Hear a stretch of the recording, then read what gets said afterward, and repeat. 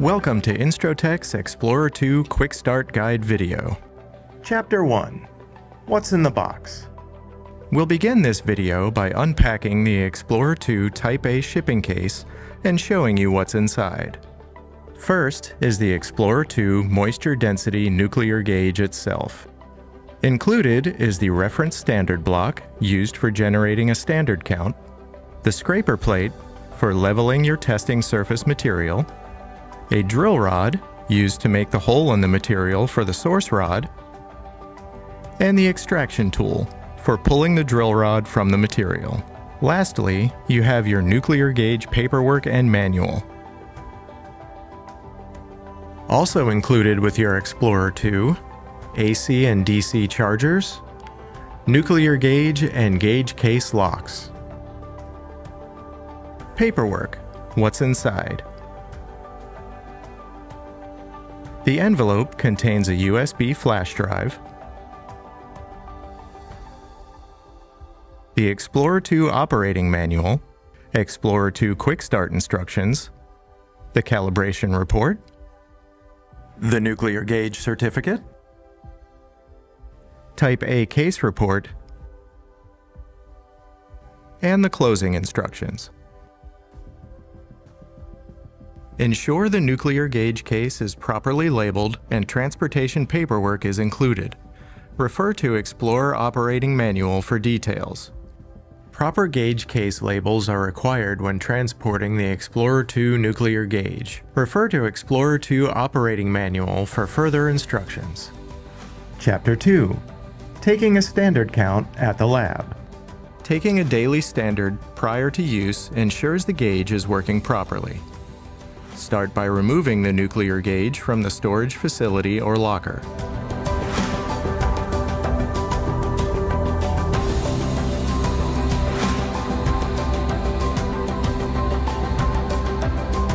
Place standard block on solid surfaces such as soil, asphalt, or concrete.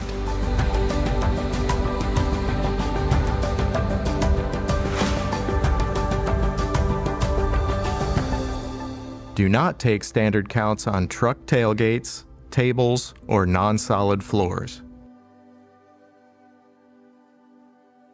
Keep the gauge bottom clean. Rest it on the standard block and check to be sure it is not resting on the raised edges of the block.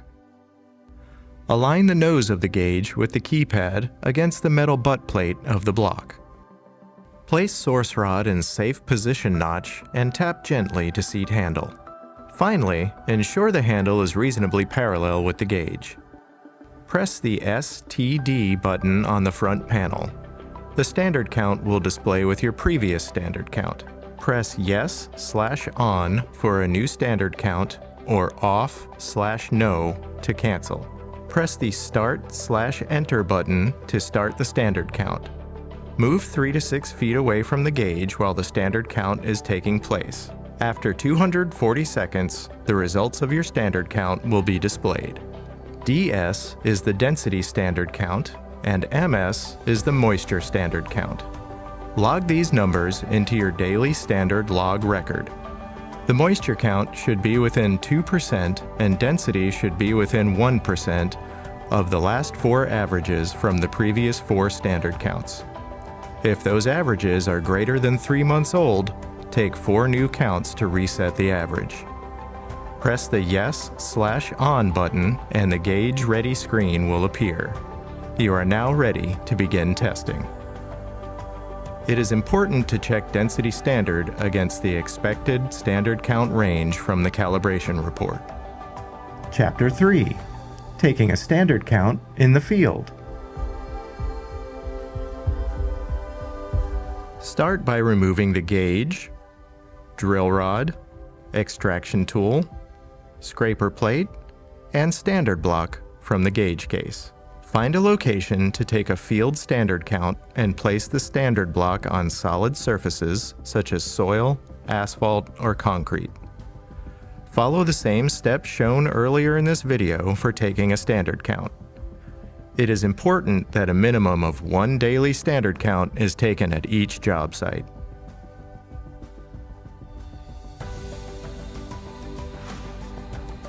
Chapter 4. Setting proctor, depth, and time.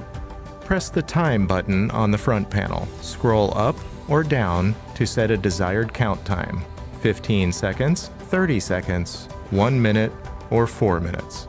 Press Yes when you have chosen the time. You will be returned to the Gauge Ready screen. The Xplorer 2 gauge is equipped with an automatic depth indicator. To confirm auto depth is enabled, press Menu, scroll down to Option 8, select 1 to enable/disable auto depth. Confirm selection by pressing Yes/On button. To set the proctor value, press the Max/PR button. Press 1 for setting soil target proctor PR value. Press the Yes/On button. Once the PR value is entered, the Gauge Ready screen will display.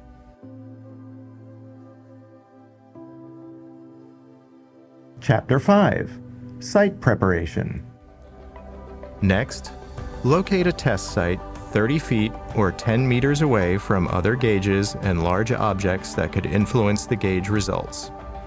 These items include your truck, large concrete barriers, or walls. If the test site is required to be near or close to walls, then refer to the Special Functions section, Offset and Trench Correction in the menu.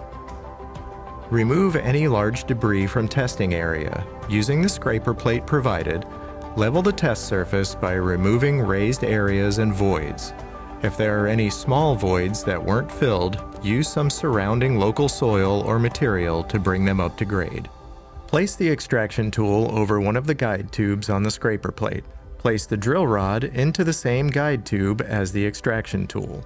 With a 4 to 8 pound hammer, drive the drill rod into the material to the desired depth by aligning the drill rod notches with the top of the scraper plate tube. The rod depth indicators automatically add 2 inches of extra depth to the hole, which is necessary for accurate readings. Remove drill rod cautiously to protect hole integrity. Twist and lift gently while pulling straight up on the drill rod will give you the best results. This will prevent holes from collapsing that can affect readings. Employ safe lifting techniques to prevent back injuries. Before moving the scraper plate, a good method for marking the test hole is to outline the edges of the plate and mark the hole location. Chapter 6. Taking a test. Lower the source rod to the desired depth by pulling the handle trigger back and pushing down on the handle. Always position the gauge source rod against the side of the hole closest to the keypad by pushing the left side of the gauge until it rests firmly against the hole, as shown here. This will ensure there are no air gaps between the source rod and the soil being measured. Lock the position by allowing the trigger to engage the notch and then gently pushing the handle down to seat on the notch. Caution: never drive the source rod into the soil by hammering the gauge handle down. To start measurement, press Start/Enter. The gauge will then begin taking counts. Move 3 to 6 feet from the gauge while keeping aware of your surroundings and avoid heavy machinery. Do not lose sight of the gauge during operation. After the gauge has completed its count time, it will display gauge results automatically. Remove the gauge by pulling up on the handle till the gauge is back in the safe position and return to its case when not in use. Need a quote, parts, service, or just have a question? Give us a call at 1-800-661-4591. Stewart Hunt & Associates has offices in Western and Central Canada ready to serve you.